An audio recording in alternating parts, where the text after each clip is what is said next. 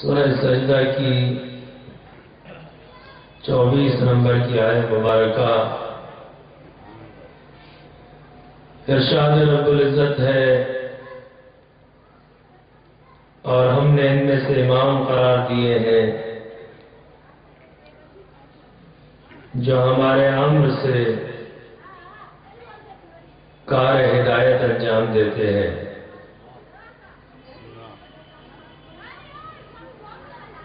اور یہ مقام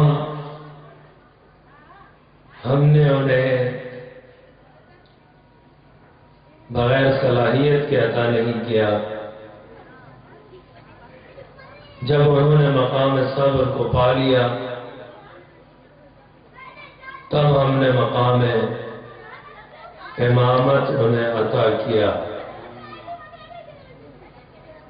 اور یہ وہ ہستیاں ہیں جو ابتداء تخلیق سے مقام یقین پر فائز ہے۔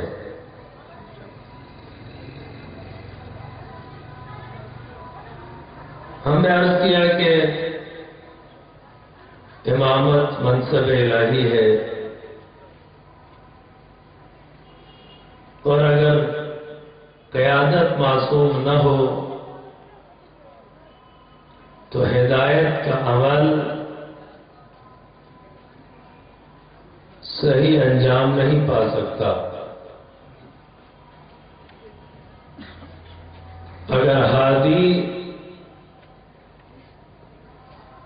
خود غلطی انجام دے تو وہ ہدایت پانے والوں کو کیسے منزل مقصود تک لے جائے گا؟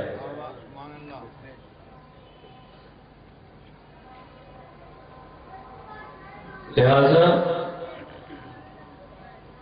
امامت کا تعین خدا متعال خود کرتا ہے۔ کسی کو یہ حق نہیں ہے کہ وہ امام مقرر کرے۔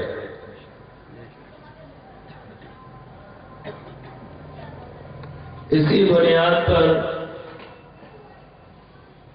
امام حسین علیہ السلام نے درود پڑھے محمد والا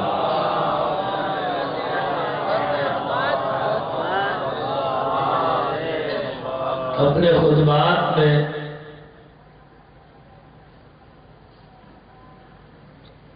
امامت کے مسئلے کو بیان کیا اور فرمائے کہ ان اہل بیت النبوہ ومعدن الرسالہ، اور یہ کہ ہم اس مقام کے حقدار ہیں اور کسی کو اس منصب امامت میں مداخلت کی ضرورت نہیں۔ ہم اس مقام کے حامل ہیں خداوند عالم کی طرف سے۔ لہذا یزید کی خلافت کی نسبت آپ نے فرمایا کہ ان الخلافت محرمۃ علی آل ابی سفیان،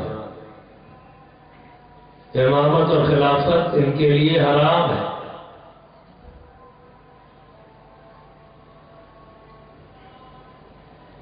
اور ہم نے آپ کے سامنے کل عرض کیا ہے کہ انحراف اگر حکمران سے شروع ہو تو پورے معاشرے کو لپیٹ میں لے لیتا ہے۔ معاشرے کا اگر ایک فرد معمولی کوئی گناہ کرے کسی ایک خاص علاقے میں، اسے امت اپنے لیے نمونہ عمل قرار نہیں دیتی، لیکن اگر ایک حکمران کوئی عمل انجام دے تو وہ امت کے لیے نمونہ عمل ہے۔ لوگ اس گمراہی پر چلنے لگے لہذا آپ نے یہ دیکھا کہ اگر آج ایسا شخص منصب امامت پر آ جائے جو نہ توحید کا قائل ہے، نہ رسالت کا قائل ہے، نہ اسلام کا قائل ہے، نہ قرآن کا قائل ہے، نہ قیامت کو مانتا ہے، بلکہ اعلیٰ درجے کا لادین ہے، وہ اسلامی معاشرے کو کہاں لے جائے گا؟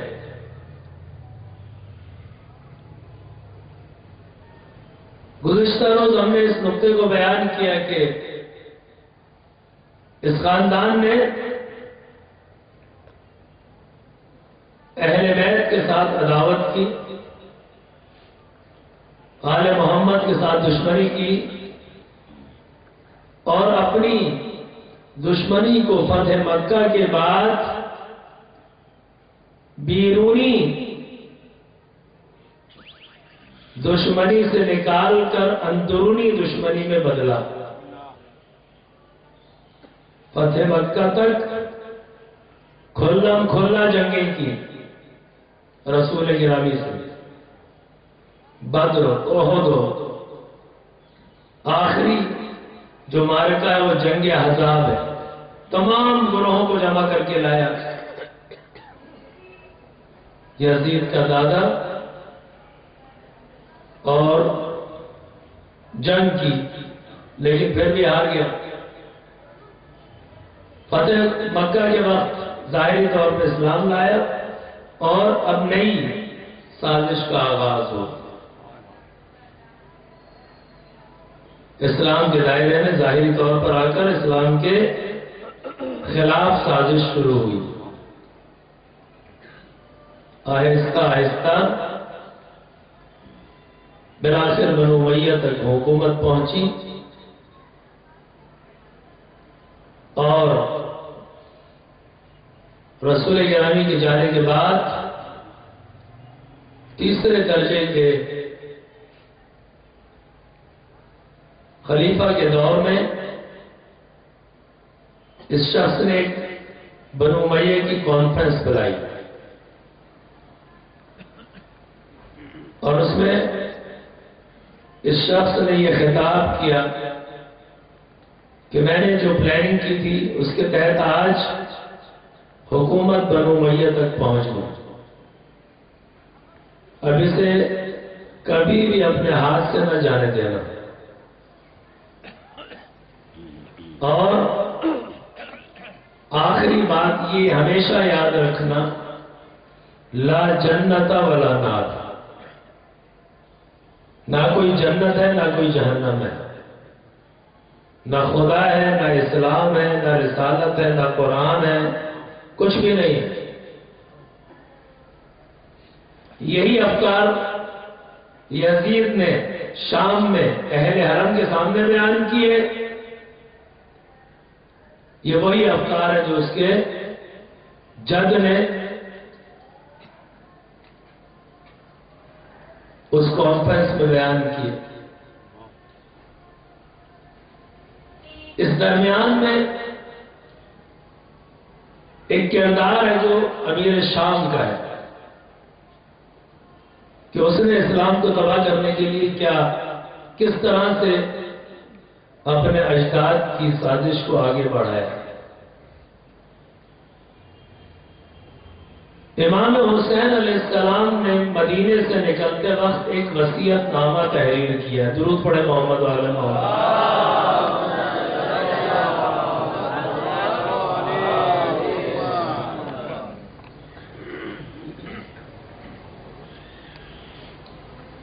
اس وصیت نامے میں امام نے اپنے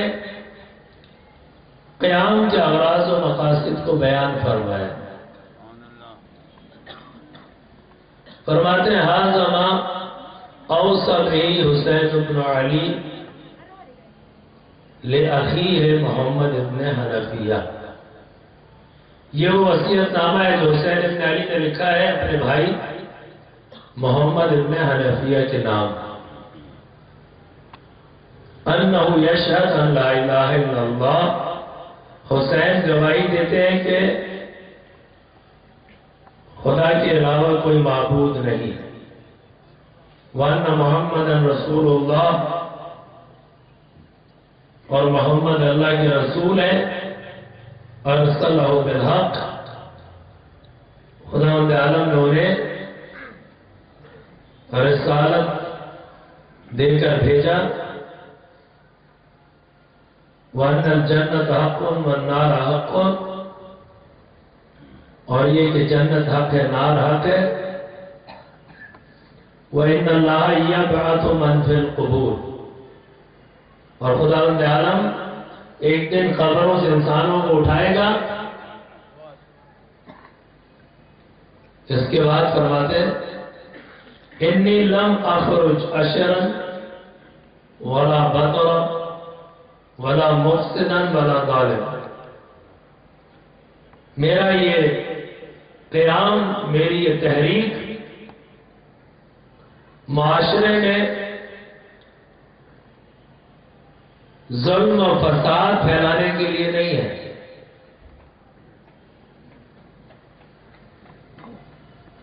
انما خرجت لطلب الاصلاح فی امت جدی، میرا یہ قیام جد کی امت کی اصلاح کے لیے ہے۔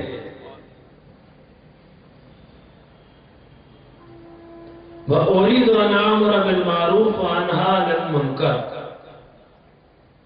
میں امر بالمعروف کرنا چاہتا ہوں، آج کے مسلمان معاشرے کو نیکیوں اور واجبات کی طرف حکم دینا چاہتا ہوں، وَأَنْهَى عَنِ الْمُنكَرِ، اور حرام اور برائیوں سے روکنا چاہتا ہوں۔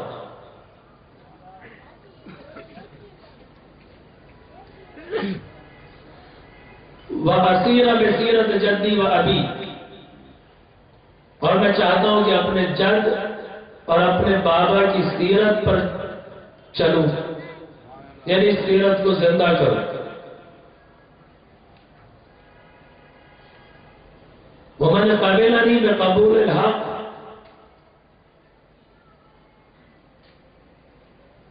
اگر کوئی میری اس بات کو مانے گا، فَاللَّهُ أَوْلَى بِالْحَقِّ، تو اس نے خدا کی بات کو مانا۔ وَمَنْ رَدَّ عَلَيَّ، اور اگر کوئی میری اس تحریک کو، میرے اس قیام کو قبول نہیں کرے گا، میری اس اصلاحی تحریک میں شامل نہیں ہوگا، اصبر، میں صبر کروں گا، حتی یحکم اللہ بینی و بین القوم، یہاں تک کہ خداوند متعال میرے اور اس قوم میں فاسد کے درمیان فیصلہ کر دے۔ واللہ خیر الحاکمین، اور خدا بہترین فیصلہ کرنے والا ہے۔ وما توفیقی الا باللہ، اور میں فقط خداوند عالم سے توفیق چاہتا ہوں، وَإِلَيْهِ أُنِيبُ، اور مجھے اسی کی طرف پلٹ کے جانا ہے۔ امام نے اس وصیت نامے میں 3 اہم مسئلے بیان کیے۔ میں نانا کی امت کی اصلاح چاہتا ہوں، میں امر بالمعروف اور نہی عن المنکر کرنا چاہتا ہوں، میں نانا اور بابا کی سیرت کو زندہ کرنا چاہتا ہوں۔ اس کا معنی یہ ہے کہ حسین ابن علی کے دور میں نانا کی امت اس قدر بگڑ چکی تھی کہ امام اس کی اصلاح کے لیے ایک ایسے قیام اور ایک ایسی تحریک چلانے پر مجبور ہوئے۔ منکرات اتنے پھیل گئے تھے کہ امام کو یہ کہنا پڑا کہ میں محرمات اور حرام کاموں کا مقابلہ کرنا چاہتا ہوں. واجبات اتنے ترک کر دیے گئے تھے کہ آپ نے فرمایا میں نیکیوں اور واجبات کی طرف بلانا چاہتا ہوں. نانا اور بابا کی سیرت کو اس قدر مسخ کر دیا گیا تھا کہ امام کو یہ کہنا پڑا کہ میں نانا اور بابا کی سیرت کو زندہ کرنا چاہتا ہوں.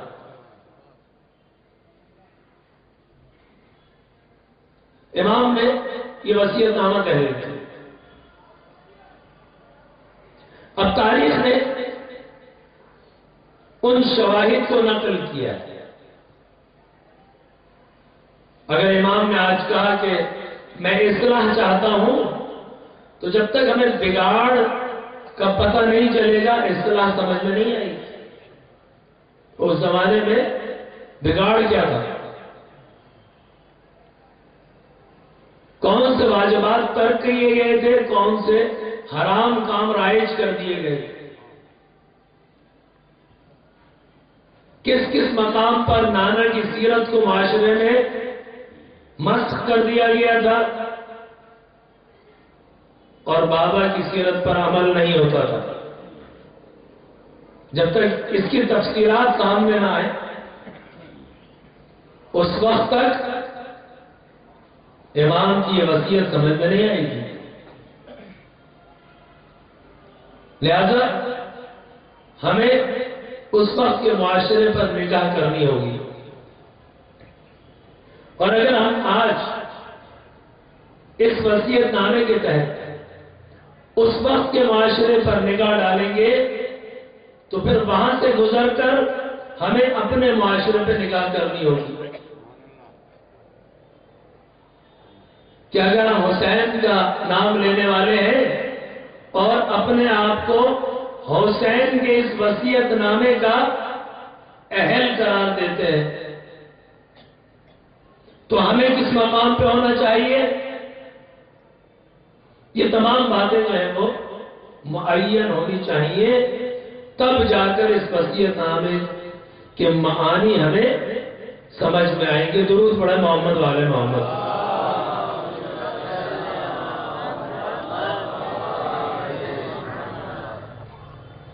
لہذا شروع کرتے ہیں، اس نقطے کی طرف آتے ہیں کہ دیکھیں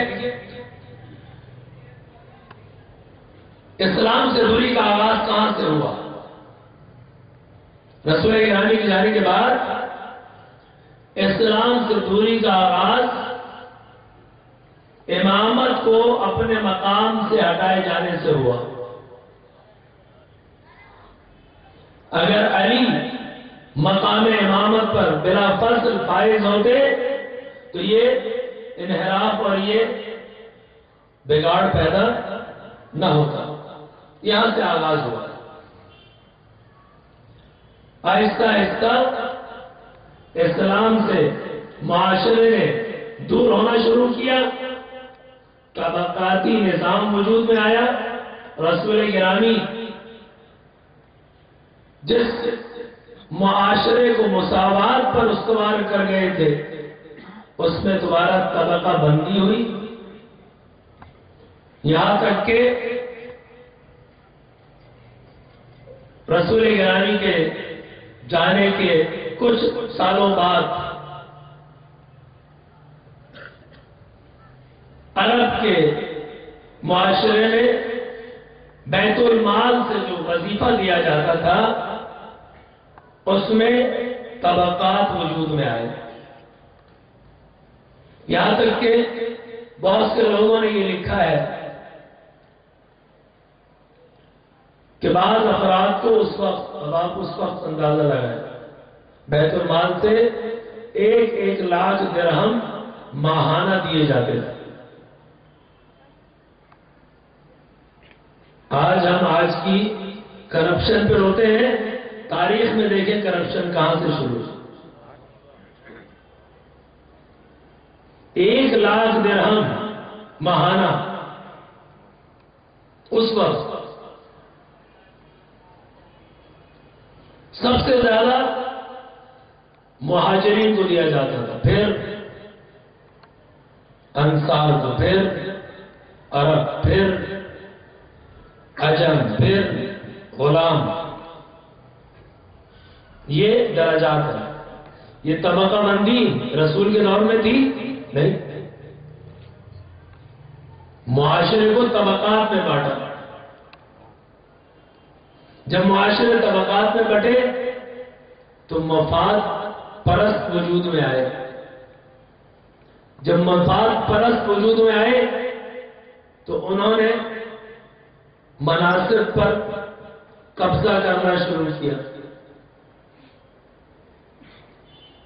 اور اسی دور سے امیر شام کو شام میں منصب دیا گیا. اب یہ سازش کا حصہ ہے اور اس سے کوئی حساب نہیں لیا گیا، کوئی احتساب نہیں تھا اس کا. اس نے آہستہ آہستہ اتنا مال جمع کر لیا، اتنی قدرت جمع کر لی کہ جب امیر المؤمنین کی اہل مدینہ اور عالم اسلام نے بیعت کی تو اس شخص نے نہ فقط بیعت نہیں کی بلکہ امیر المؤمنین اسلام نے جب اسے شام کی گورنری سے ہٹایا تو اس نے کہا نہ فقط میں نہیں ہٹوں گا بلکہ یہ آپ کے ساتھ جو حصہ ہے اسے لینے کے لیے آپ سے جنگ کروں گا. لہذا جنگ صفین برپا ہو. اس سے پہلے امام نے جو جنگ کی وہ جنگ جمل ہے. وہ کس بنیاد پر ہوئی؟ وہ اس بنیاد پر یہ طلحہ اور زبیر نے آپ کی بیعت کی اور جب یہ دیکھا کہ امام نے احتساب کا عمل شروع کیا ہے اور جنہوں نے بیت المال کو لوٹا تھا گزشتہ دور میں ان سے مال واپس لینا شروع کیا ہے تو ہم نے بھی تو بہت کچھ جمع کیا ہے، امام یہ بھی ہم سے لے لیں گے. ہم نے تو یہ چاہا ہے کہ امام کا ساتھ دیں تاکہ کچھ اور ملے. یہاں پہ تو جو پہلے سے ملا ہے وہ بھی جانے کا خطرہ ہے. لہذا نہج البلاغہ میں امام فرماتے ہیں کہ کل قطعۃ اقطعھا عثمان فہو مردود الی بیت المال. ہر وہ زمین جو خلیفہ ثالث نے دی ہے میں اسے بیت المال میں واپس پلٹاؤں گا. تو یہ آج آپ کے سامنے جو پلاٹ اور جناب زمینیں دینے کی ثقافت ہے یہ تو نئی نہیں اس دور سے جاری ہے. اور یہ میں نہیں کہتا، مولانا مودودی کی کتاب ہے خلافت و ملوکیت، اس کا مطالعہ کر سکتے ہیں، اردو میں موجود ہے کہ کس طرح سے امامت کو ملوکیت اور بادشاہت میں بدلا گیا. دیکھیں سارا مسئلہ کس چیز کا ہے؟ حاکمیت کا. حکمران، امام، خلیفہ، جو بھی آپ کہیں، ساری مشکل یہی ہے. امام حسین صاحب علیہ السلام نے بھی اس مشکل کو بیان کیا اپنے خطبات میں. درود پڑھیں محمد والو.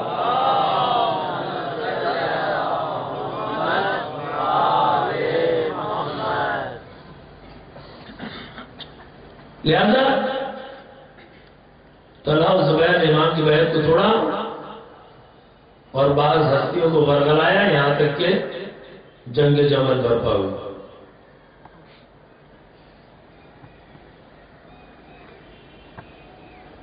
کس قدر مشکلات 4 سال میں امیر المومنین نے اٹھائی. 3 مختلف جنگیں، ان میں سے جنگ صفین بعض روایات کے مطابق 6 سے 7 مہینے تک جاری رہی.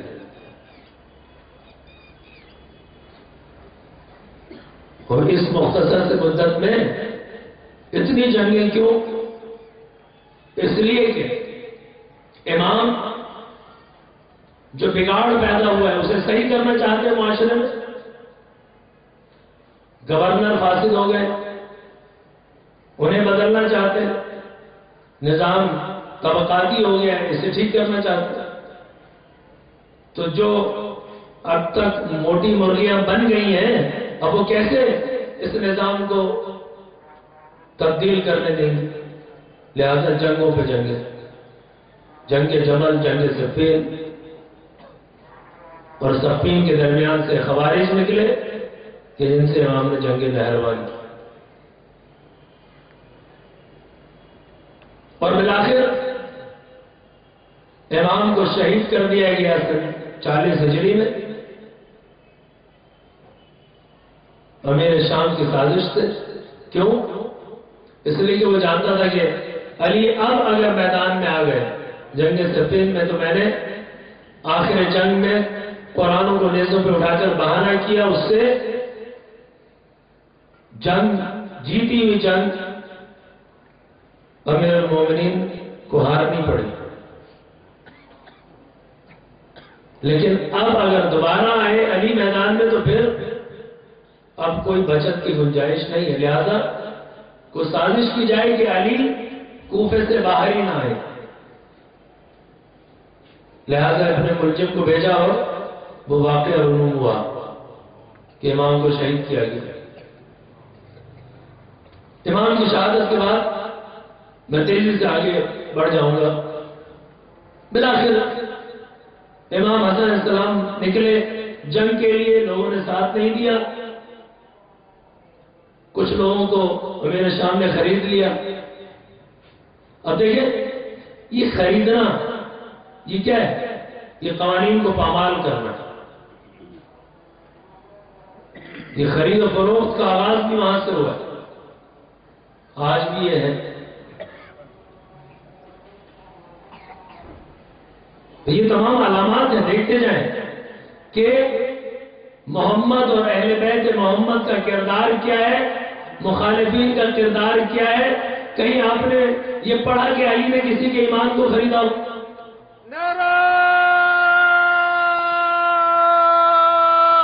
حیدری! اس کی دیکھتے جائیں، یہ تمام علامات ہیں. آج بھی انہی علامات سے محمدی اور علوی اور حسینی پہچانے جائیں گے اور ان کے مقابل اپنے صفات سے پہچانے جائیں گے.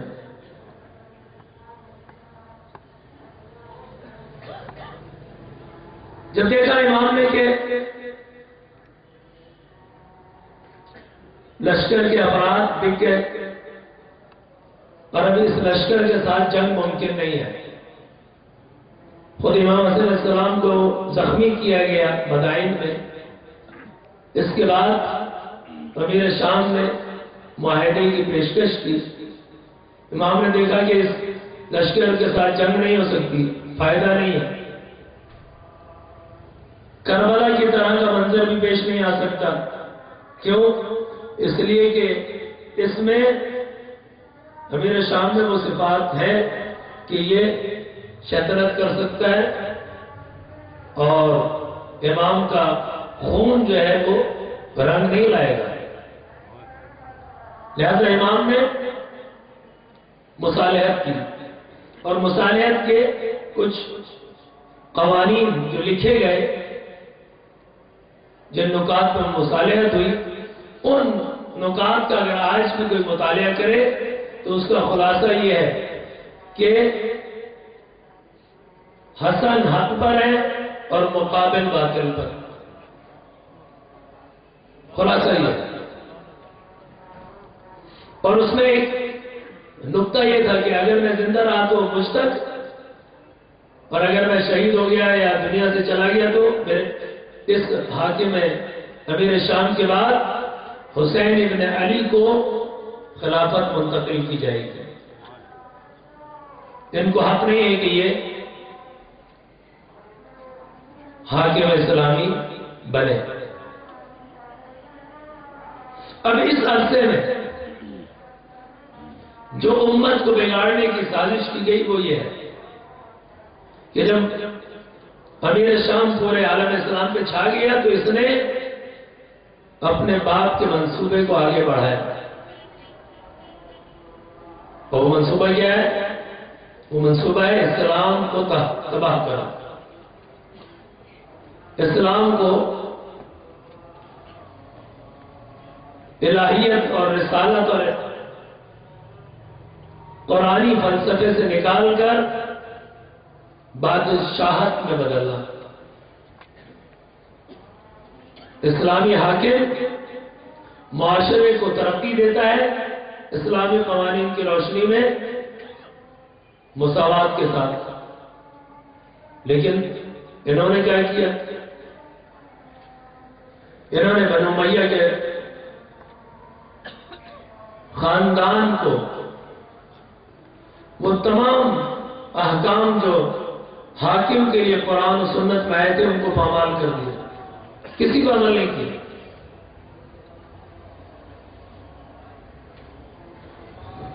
کس قدر لوگ قتل کیے گئے. اہل بیت کے ماننے والے اس دور میں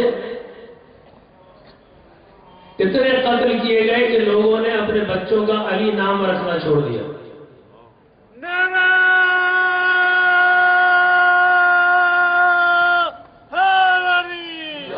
حیدری. اس قدر امیر شام کے دور میں ظلم یہاں تک حد نہیں ہے. حتیٰ وہ اہل بیت سے تعلق رکھنے والی خواتین جو تاثیر رکھتی تھی اور تبلیغ کرتی تھی انہیں مختلف علاقوں سے اغوا کر کے شام لے جایا گیا. خواتین کو بھی اغوا کیا گیا. امیر شام نے ایک کمیٹی بنائی، اس کا کام تھا جعلی روایات بنانا. اب دیکھیں جب حاکم خراب آ گیا تو اب وہ کیا کرتا ہے؟ ایک کمیٹی بنائی، اس کا کام ہے جعلی روایات بنانا.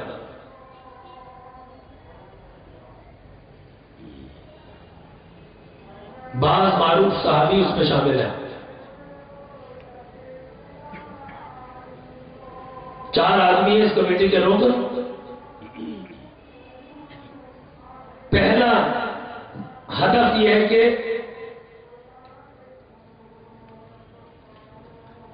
وہ صحابہ کے جو ہماری نظر میں اور قرآن کی نظر میں صحابی نہیں ہے، ان کے بارے میں جعلی روایات بنائی جائے، ان کی فضیلت میں جعلی روایات بنائی جائے. کیوں؟ تاکہ اہل بیت کے بارے میں جو روایات نقل ہوئی ہیں رسول سے ان کا مقابلہ کیا جا سکے.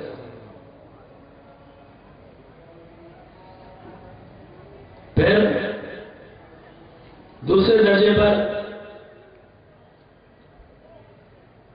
اہل بیت کی مذمت میں روایات جعلی بنائی گئی. تیسرے نمبر پر بنو امیہ کے خاندان کی فضیلت میں جعلی روایات بنائی گئی. ایک صحابی امام باقر علیہ السلام کے پاس آیا، درود پڑھ محمد،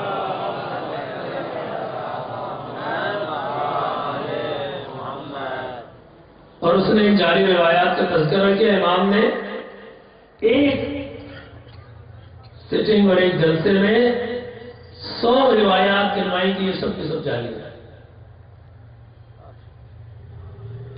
جس طرح سے اہل بیت کے بارے میں روایات نقل ہوئی تھی، اس کے ہم وزن روایات دوسروں کے لیے بنائی.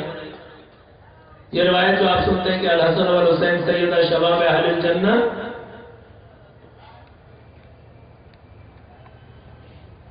کہ حسن اور حسین جنت کے جوانوں کے سردار ہیں. اس کے مقابلے پر روایت بنائی گئی کہ فلان و فلان جنت کے بوڑھوں کے سردار ہیں. جعلی روایت. یہ فلان شخص اس سے ملائکہ گفتگو کرتے ہیں.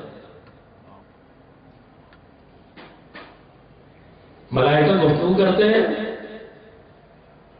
یعنی فرشتے آنے کا سلسلہ ابھی بھی جاری ہے. وہ تو حقیقت ڈرتے ہیں. درود پڑھے محمد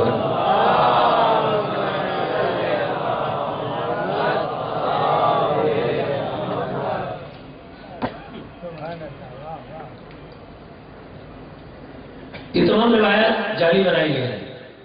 کیوں؟ تاکہ حاکمیت کے میدان سے اہل بیت کو دور کیا جائے، ان کے مقابلے پہ کسی اور کو لایا جائے. یہ انحراف، یہ جعلی روایات بنائی اور اس وقت کے نظام تعلیم میں ان جعلی روایات کے حفظ کرنے کو لازمی مضمون قرار دیا.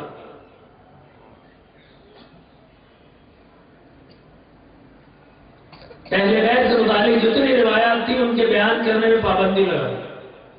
لہذا ابھی سعید خدری نے اہل بیت سے متعلق روایت بیان کی، اس کے کوڑے لگائے. تمام گورنروں کو یہ آرڈرز دیے کہ کوئی بھی شخص اہل بیت سے متعلق روایت بیان نہیں کر سکتا، اور ان جعلی روایات کو اس وقت کے اسکولوں، جو کہ مکتبہ کہلاتا تھا، وہاں پر تدریس کیا جاتا تھا، تعلیم دیا جاتا تھا، حفظ کرایا جاتا تھا. یہ اتنی جو آج آپ دیکھتے ہیں ایک بڑی تعداد اہل بیت سے دور ہو گئی اور اہل بیت کی حاکمیت اور مرجعیت کو قبول نہیں کرتی، یہ روایات، یہ ان جعلی روایات کا اثر ہے، آج تک ہے. یہ کس دور میں بنائی گئی؟ امیر شام کے دور میں. امیر شام کا نام تو بس دیکھیے، یہ سازش ہے. حکمران اگر خراب ہو جائے تو اس کا نتیجہ یہ ہے.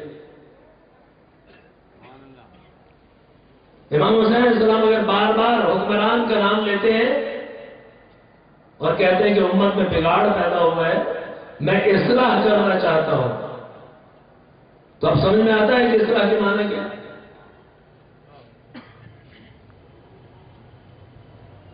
یہ بگاڑ ہے جو پیدا کیا ہے. بس حکمران اگر خراب ہو جائے،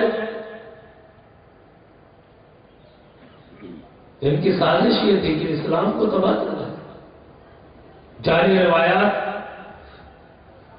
کسی بھی دستور اور قانون میں اگر ملاوٹ ہو جائے تو نتیجہ کیا نکلے گا؟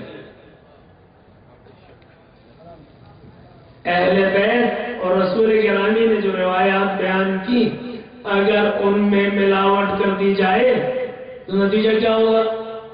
نتیجہ آج آپ کے سامنے اتنے سارے لوگ اپنے آپ کو مسلمان کہتے ہیں لیکن حق سے دور ہے.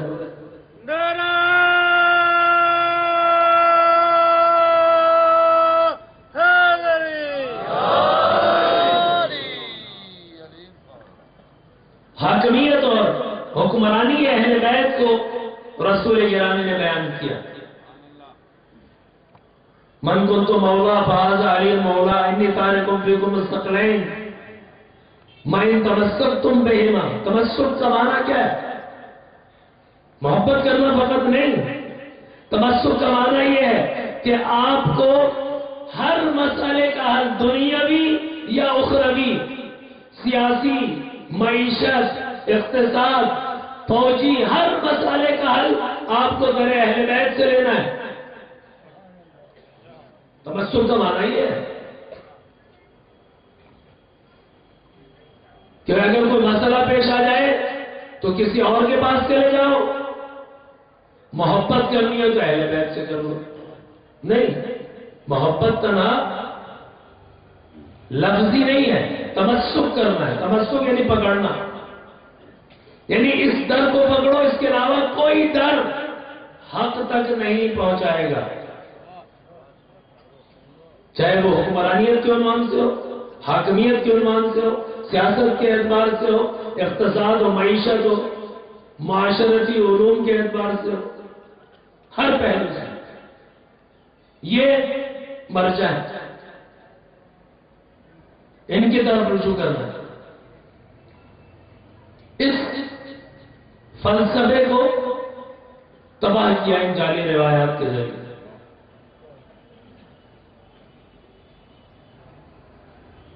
معاشرے میں گناہوں کو پھیلانا شروع کیا۔ آپ چاہیں تاریخ دیکھیں کہ بنو امیہ کے کون کون سے حکمران کتنی کتنی اور کس کس رات اور کس کس صبح شراب پیتے تھے۔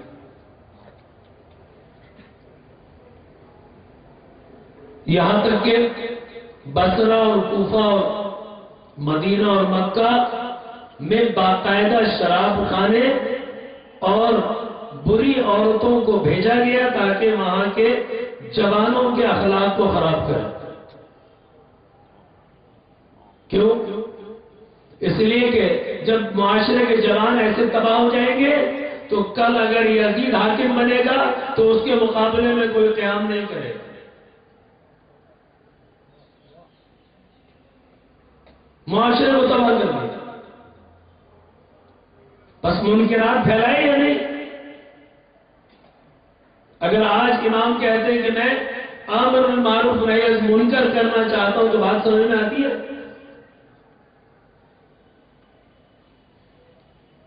یہ وہی کام ہے جو یہودیوں نے رسول گرامی کے دور میں مدینے میں کیا تھا۔ جب حکومت اسلامی پورے مدینے پر پھیلنے لگی تو یہودیوں نے اپنے گھروں میں شراب خانے کھولے اور مسلمان جوانوں کو اپنے گھروں میں لے کے جاتے اور اپنی خواتین کے ذریعے جوانوں کو خراب کرتے۔ آج بھی ایسے ہی آپ دیکھیں دنیا، یہودیوں کا آج بھی یہی کام ہے۔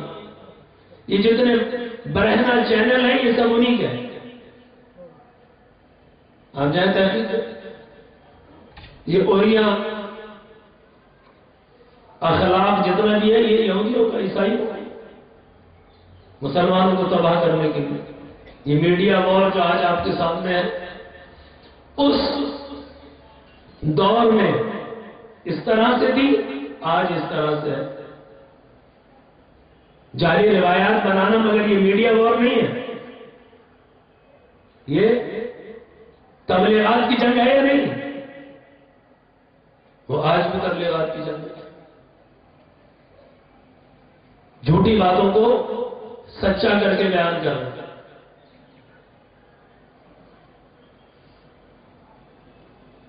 بس یہ جنگ آج بھی ہے، آج بھی ان کا یہی کام ہے کہ اسلامی معاشروں کو خرابیوں میں مبتلا کرے، برائیوں کو عام کرے تاکہ ان کے جوان دین کی طرف کما حقہ رجوع نہ کرے، نہ پلٹے، کہ اگر یہ دین کی طرف پلٹ گئے تو پھر اسلامی ممالک کا نقشہ بدل جائے گا۔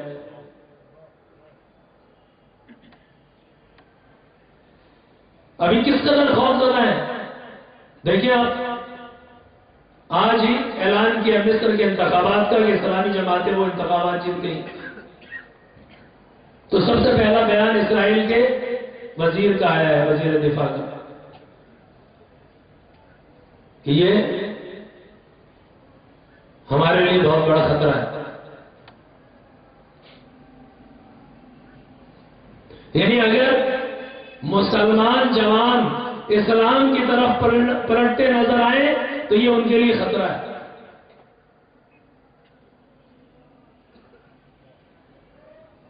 مسلمان جوانوں کو اسلام کی طرف نہیں پلٹنا چاہیے، وہ انہی برائیوں میں لگے رہے۔ لہذا نئے نئے وسائل، نئے نئے طریقے، یہ تمام جتنے بھی ویب سائٹ ہیں کمپیوٹرز کی اور یہ موبائل، یہ کون کنٹرول کرتا ہے؟ یہ سب یہی لوگ ہیں۔ اب اس کے اندر یہ فحش تصویریں اور یہ اوریاں مناظر، یہ کس کے لیے ہے؟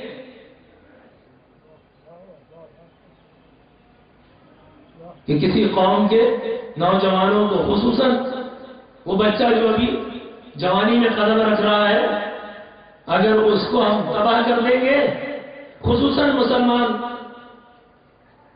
تو بعد کے مقاصد حاصل کرنا آسان ہو جائے گا۔ اب ہماری ذمہ داری کیا ہے کہ ہم اپنے نوجوانوں پر کیسی نگاہ رکھیں؟ دیکھیں، امام حسین علیہ السلام نے یہ تمام چیزیں اپنے خطبوں میں بیان کی۔ ہم سوچیں، ہم زندہ حسینیت میں آ جائیں، تاریخی حسینیت کو ایک زندہ حسینیت میں بدل دیں۔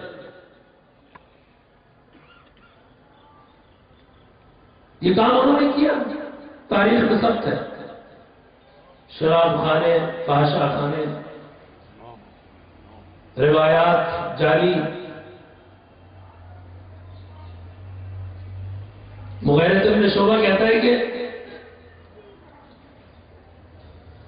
جب امیر شام پورے عالم اسلام کا حاکم بن گیا تو میں نے ایک دن اس سے کہا کہ اب تو تم حاکم بن گئے پورے عالم اسلام کے، کچھ اہل بیت کو آزادی دو۔ تو اس نے کہا کہ لا واللہ،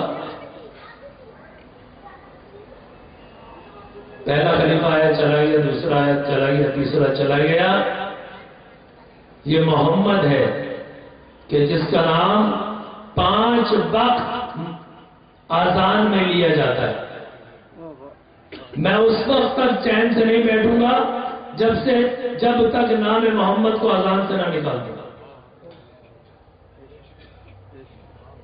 اگر اذان سے نام محمد نکال دیا جائے کیا بچے گا؟ رسالت گئی، وحی گئی، قرآن گیا۔ قرآن یہ دستور اگر چلا جائے تو خدا کیا ہے؟ خدا اگر اپنا پیغام نہ بھیجے انسانیت کے لیے، خدا رہے انسان کو کیا، منحرف انسان کو کیا مشکل ہے؟ رہے خدا اپنی جگہ، لیکن در حقیقت خدا کا بھی ماننے والا نہیں تھا، اس لیے کہ اس کے باپ نے خلیفہ سیوم کے دور میں یہ اعلان کیا تھا کہ لا جنت ولا نار، نہ کوئی جنت ہے نہ کوئی جہنم ہے، یہ سب لاکھ بات ہے۔ اس کے بیٹے نے اہل حرم کے سامنے شام میں یہ اشعار پڑھے، لا نبی جاء ولا وحی نزل، نہ کوئی نبی آیا ہے نہ کوئی وحی نازل ہوئی۔ یہ جتنی بھی روایات آپ پڑھتے ہیں، کاتب الوحی اور یہ تمام چیزیں، یہ سب وہی جعلی روایات کا حصہ ہے۔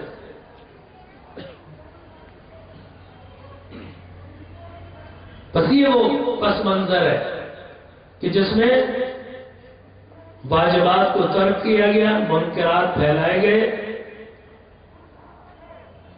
جد اور بابا کی اقتصادی سیرت جو مساوات پر تھی اسے طبقاتی نظام میں بدلا گیا، بیت المال کو اپنا ذاتی اکاؤنٹ سمجھا گیا۔ برائے خوشنودی امام زمانہ بلندتر صلوات،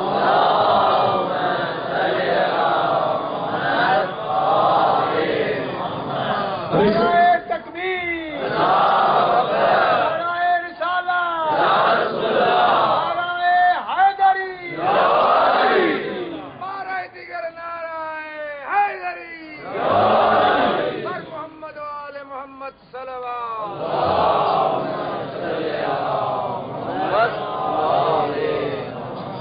قرآن و سنت کے قوانین کو اگر کوئی رائج کرنا چاہے آج، تو اسے قرآن و سنت کی طرف پلٹنا چاہے تو اسے حسینیت اختیار کرنا ہوگی۔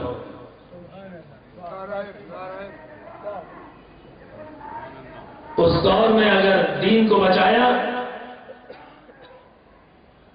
تو انہی ہستیوں نے اپنی جان اور خون دے کر۔ ہم تاریخ میں حسین ابن علی کا نام پڑھتے ہیں اور اس کے مقابلے میں یزید۔ آج امام نے اپنے اس خطبے میں جو ولید ابن عتبہ کی محفل میں کہا تھا، کیا فرمایا تھا؟ مثلی لا یبایع مثلا، مجھ جیسا اس کی بیعت. امام نے کیا فرمایا؟ مجھ جیسا. اس قیامت تک مجھ جیسے آئیں گے، ہر دور میں مجھ جیسا ہوگا. یزید اور یزیدی فکر بھی ہوگی، حسین اور حسین کا ماننے والا بھی ہوگا.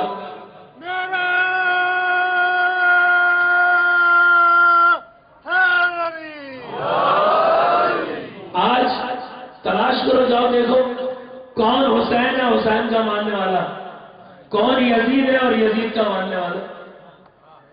آج کیوں نہیں تلاش کرتے؟ جاؤ دیکھو، جہاں پر بھی قرآن و سنت و اہل بیت سے دفاع کوئی کرتا نظر آئے تو جان لینا یہ حسینی ہے. اور اگر کوئی یزید کے پروگرام کو دنیا میں رائج کرنا چاہے، چاہے وہ کوئی ملک ہو امریکہ، چاہے وہ اسرائیل ہو، چاہے وہ کوئی بھی قوم ہو، وہ یزیدی ہے. آج تلاش کرو، جاؤ کون ان یزیدیوں کے مقابلے میں کھڑا ہے، کون ہے؟ پاکستان کے مذہبی رہنماؤں میں سے کتنے لوگ کھڑے ہیں امریکہ اور اسرائیل کے مقابلے میں؟ تھوڑا سا اگر پردہ ہٹایا جائے تو پتہ چلے گا کہ وہیں کے ہیں. پھر کہاں مقابلہ ہے؟ دیکھو حسین کا ماننے والا کون ہے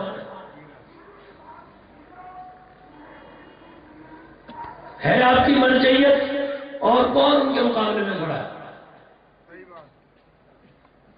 شیعوں کے اس پہ فخر کرنا چاہیے. شیعوں کے باعث سے فخر ہے کہ اگر کوئی یزید کے مقابلے میں کھڑا ہے تو آج بھی اسی حسین کے ماننے والے کھڑے. لبنان میں اگر سید حسن نصر اللہ کھڑے تو کون ہے؟ پھر کس کے مقابلے میں؟ پوری دنیا کے یزیدوں کے مقابلے میں. اگر مجموعی طور پر تعداد کو دیکھا جائے تو آج بھی ان کا لشکر وہی حسینی لشکر کی تعداد کے برابر ہے. نعرہ حیدری بر محمد و آل محمد صلوات.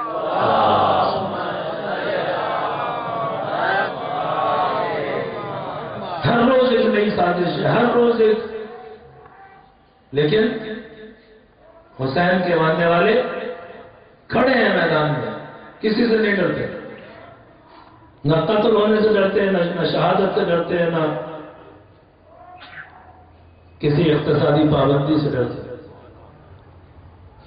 اقتصادی پابندی کیا ہوتی ہے؟ پہلے بھی تم نے اقتصادی پابندیاں لگائی، اس کا نتیجہ کیا ہوا جو آج ہو جائے گا. 8 سال تک پوری دنیا نے زمانے کے حسینی سے جنگ کی، جیت گئے. 8 سال تک فقط عراق نے جنگ نہیں کی، پوری دنیا نے جنگ کی. جائیں دیکھیں، ریکارڈ تلاش کریں کہ خلیج ممالک نے کتنا پیسہ دیا تھا اس وقت عراق کو. امریکہ اور برطانیہ اور جرمنی نے کتنا اسلحہ دیا تھا. یہ جو انسانیت کا نام لے کر تمدن اور انسانیت کے حقوق کی بات کرنے والے ہیں، انہوں نے ہی عراقی فوج کو جو ہے کیمیکل بمز دیے تھے، جو انہوں نے سرحدی علاقوں پہ گرائے، اور ایک بڑی تعداد عورتوں اور بچوں اور جوانوں اور بوڑھوں کی ان کیمیکل بم سے ماری گئی جنگ کے آخری دور میں. حتیٰ اس میں کتنے مرنے والے خود عراقی تھے، بارڈر پہ گرا دیا، وہ اپنے ہی علاقوں میں کورد جو ہے وہ مارے گئے، ان کی تصویریں آج بھی موجود ہیں، بچے ماؤں کی گودوں میں مارے گئے، اسی طرح کی تصویریں۔ یہ کس کا کام ہے؟ گودوں میں بچوں کو قتل کرنا کس کا کام ہے؟ تاریخ میں کس نے کیا؟ آج بھی ایسے ہے۔ بس آج بھی کربلا ہے یا نہیں؟ کوئی کہے کہ کربلا 61 ہجری میں ختم ہو گئی، نہیں، آج بھی کربلا، آج بھی حسینی ہے، آج بھی حد میں ناصر انصرنا ہے، آج بھی یزید و یزیدی ہیں جنہوں نے اپنے لشکر کو جمع کیا ہے۔ ہم کس مقام پہ کھڑے ہیں؟ ہم کہاں ہیں؟ ہم اور آپ جو یہاں یہ مجلس سن رہے ہیں، ہم کیا سوچتے ہیں؟ ہم ان دو گروہوں میں سے کس گروہ میں شامل ہیں؟ سوچیں، ہمارا کردار، ہمارے اعمال کیسے ہیں؟ ہم اگر شمار کریں گے تو اپنے آپ کو کس گروہ میں ڈالیں گے؟ 3 گروہ ہیں، یا حسینی، یا یزیدی، یا کچھ درمیان کے لوگ، نہ ادھر نہ ادھر۔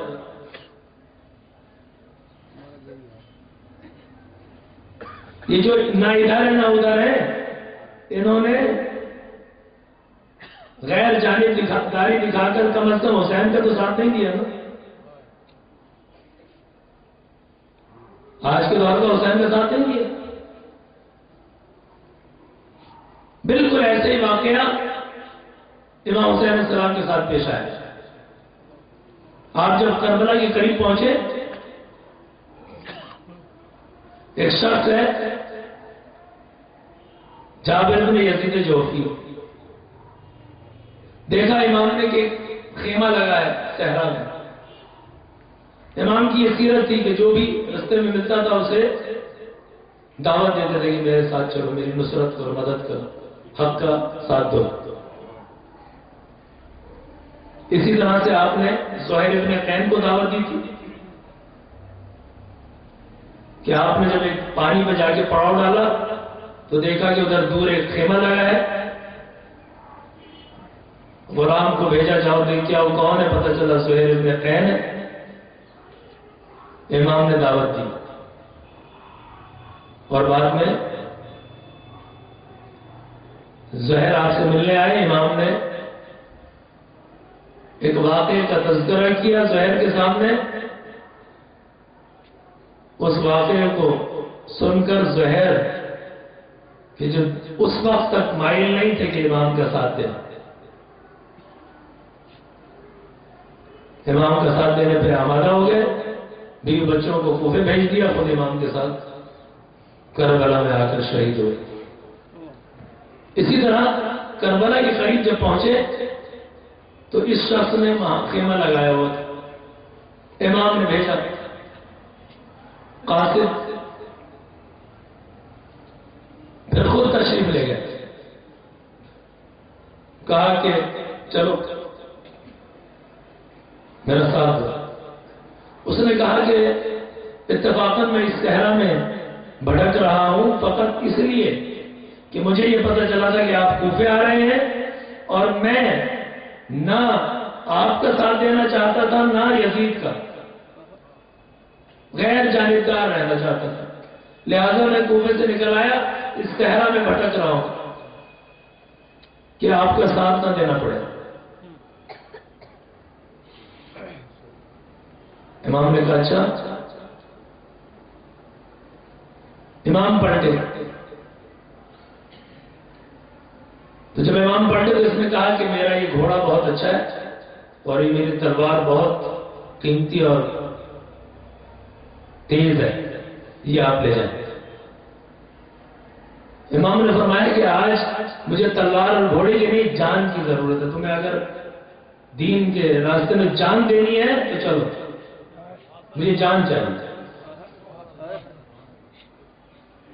تمہارا گھوڑا تمہاری تلوار نہیں چاہیے. چلنا ہے آؤ ساتھ. اس نے کہا کہ نہیں میں معذرت ہوں, نہیں آیا امام کے ساتھ. یزید کا بھی ساتھ نہیں دیا. تو کیا اس نے اچھا کام کیا؟ غیر جانبدار ہے نا. آج بہت سے لوگ جو اپنے آپ کو بہت پڑھا لکھا کہتے ہیں وہ کہتے ہیں ہم غیر جانبدار ہیں. غیر جانبدار ہیں یعنی حسین کا ساتھ نہ دے کے کوئی غیر جانبدار ہو سکتا ہے؟ پھر آج حسین وقت کا کوئی ساتھ نہ دے, کہے کہ جناب میں تو غیر جانبدار. تو اس نے حقیقت کیا کیا؟ اس نے آپ کا ساتھ نہیں دیا. اس نے خاموش رہ کر باطل کو اجازت دی ہے کہ وہ حق سے برسر پیکار ہو جائے. تماشا دے کے باہر بیٹھ جائے. آج کتنے لوگ ایسے ہیں, کتنے لوگ جو اپنے آپ کو شیعہ کہتے ہیں ایسے ہیں.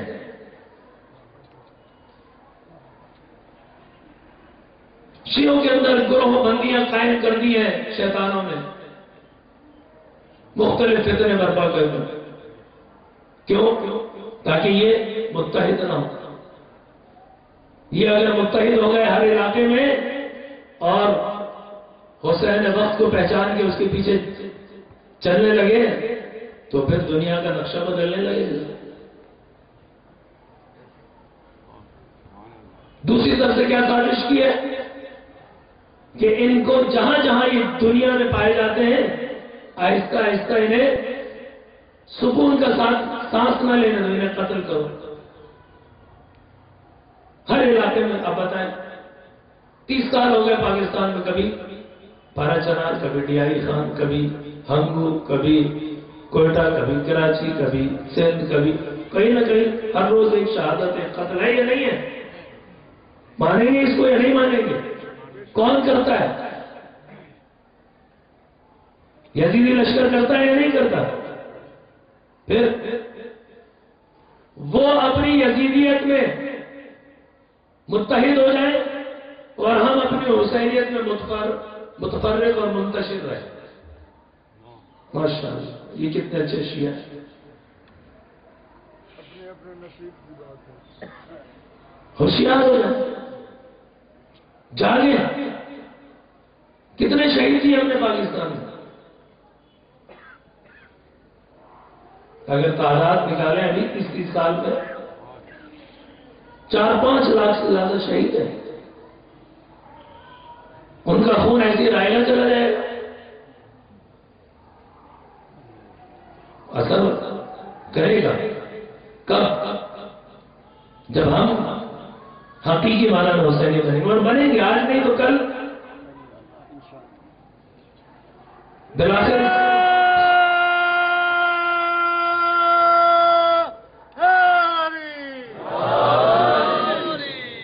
آج نہیں تو کل ہوش ہمیں آنا ہے. بالآخر جو خیر کی قوتیں ہیں انہیں جمع ہونا ہے. اگر روایات میں آیا کہ جب امام ظہور فرمائیں گے تو ان کی ندا پر مؤمن کسی بھی حالت میں ہو امام کی نصرت کے لیے تیار ہو جائے گا اور پہنچ جائے گا امام کے آواز پر. اس کا مطلب یہ ہے کہ جمع ہونا ہے. تو کیوں نہ ہم آج سے فکر کریں, آج سے ہم اپنے علاقے میں کام شروع کریں, متحد ہو جائیں, اپنی ذمہ داری کو ادا کریں. بس یہ وہ پیغام ہے کہ جو حسین بن علی نے مدینے سے نکلتے وقت دیا, وصیت نامہ تحریر کیا, فرمایا کہ آج چاروں طرف بگاڑ ہے, کرپشن ہے, خرابی ہے, منکرات ہیں, برائیاں ہیں. نانا اور بابا کی سیرت کو پامال کر دیا گیا. میں اس کو زندہ کرنا چاہتا ہوں.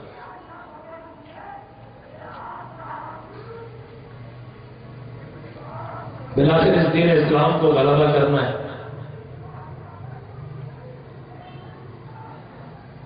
ان ہستیوں نے اپنا سب کچھ لٹا دیا. آج اگر ہم یہاں جمع ہیں انہی کے نام پہ جمع ہے. آج اگر دنیا میں کہیں آذان کی آواز آتی ہے تو کربلا کی بنیاد پہ آتی ہے.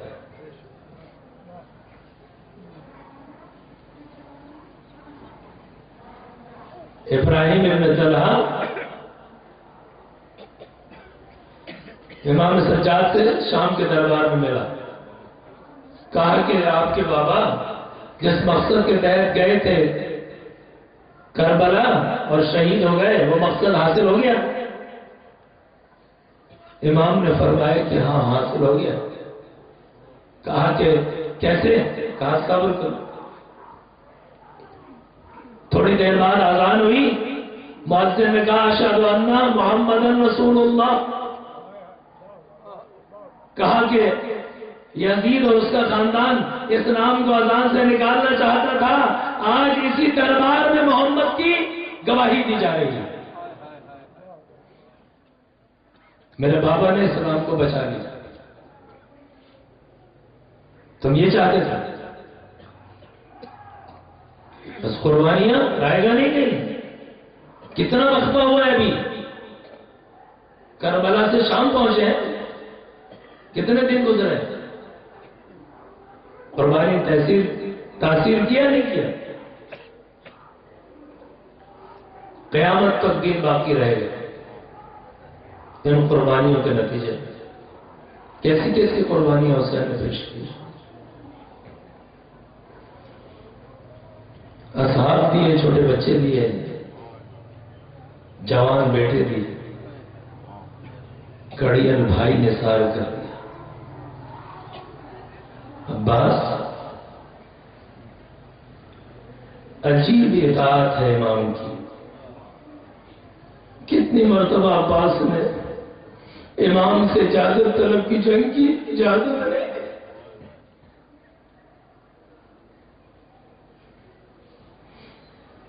شکایت میں نہیں کی. کیوں؟ عباس باوفا ہے نا. وفا کے معنی کیا؟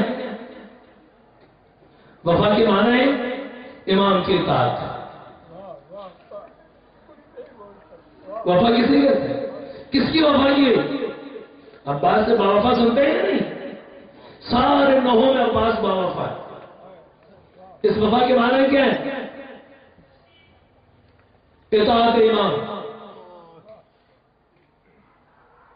9 محرم کی شام کو آدھا نے حملہ کر دیا. جناب زینب آئی امام کے پاس. کہا بھیا حسین گھوڑے کی ٹاپوں کی آواز آ رہی ہے. دیکھا تو ہمارے ساتھ کے لشکر میں حملہ کر دیا. عباس کو بھیجا جاؤ پوچھ کے آؤ کیا چاہتے ہیں. عباس آئے. کہا کیا چاہتے ہو؟ کہا ہم تو جنگ کا آغاز چاہتے ہیں. کہا کہ ٹھہر جاؤ میں پوچھ کے آتا ہوں. جنگ کا آغاز نہیں کیا، میں پوچھ کے آتا ہوں.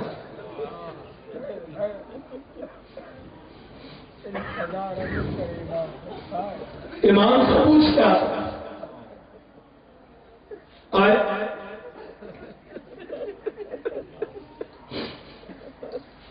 جنگ چاہتے ہیں.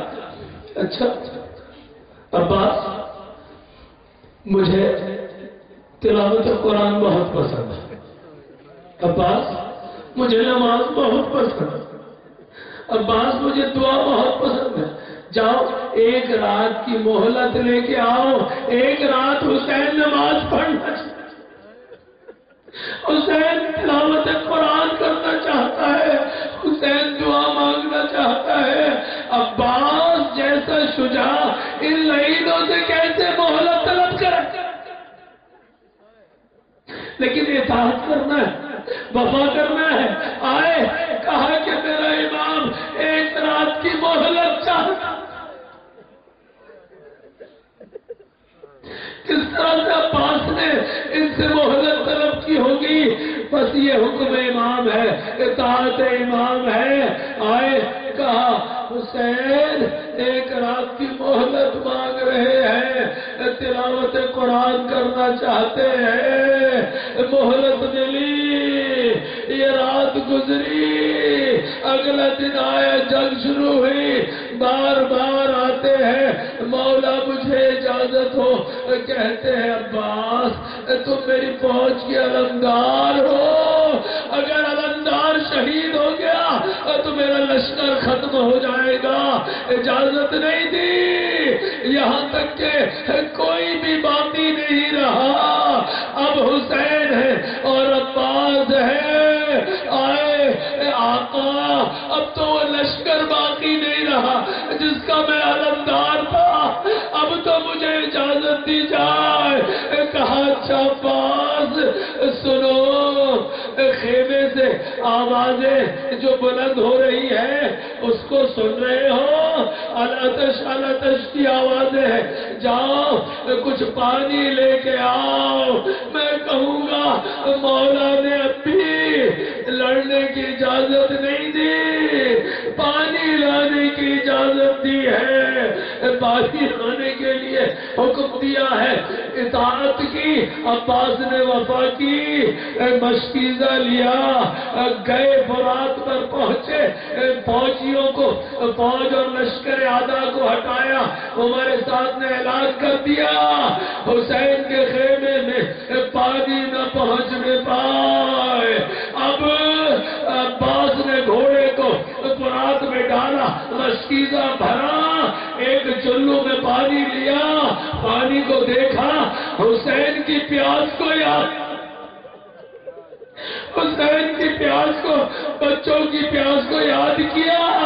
کہا یہ وفا نہیں ہے کہ امام پیاسا رہے اور میں پانی پی لوں. پانی کو پھینک دیا, مشکیزہ تھاما, چلے, گھوڑے کو ایڑ لگائی, خیمے کی طرف رخ کیا. آدھا نے گھیر لیا, کمین میں بیٹھ گئے. وہ شریعہ تھا, کنارے پر کھجوروں کے درخت تھے, کھجوروں کے درختوں کے پیچھے چھپ کر بیٹھ گئے. اب عباس چلے, ایک لئی نے وار کیا, سیدھا ہاتھ قلم ہو گیا, دوسرے لئی نے وار کیا, الٹا ہاتھ قلم ہو گیا.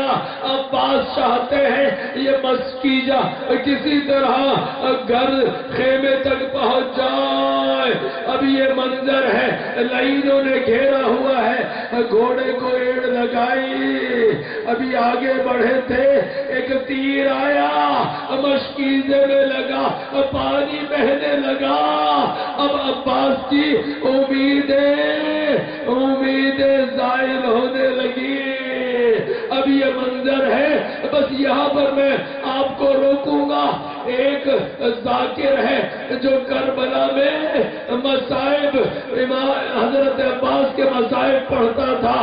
بی بی اس کے خواب میں آئی, کہا تم میرے بیٹے کے مصائب صحیح نہیں پڑھتے.